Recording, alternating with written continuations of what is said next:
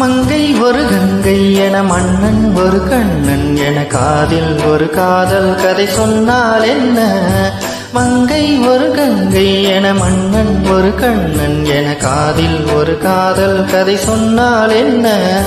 அத்தை மகளோ மாமன் மகளோ சொந்தம் எதுவோ பந்தம் எதுவோ சந்தித்ததும் சிந்தித்ததும் தித்தித்திட அம்மாடி நீதான் இல்லாத நானும் விண்மேகம் வந்து நீந்தாத வானம் தாங்காத ஏக்கம் போதும் போதும் ராசாத்தி ஒன்ன காணாத நெஞ்சு காத்தாடி போராடுது.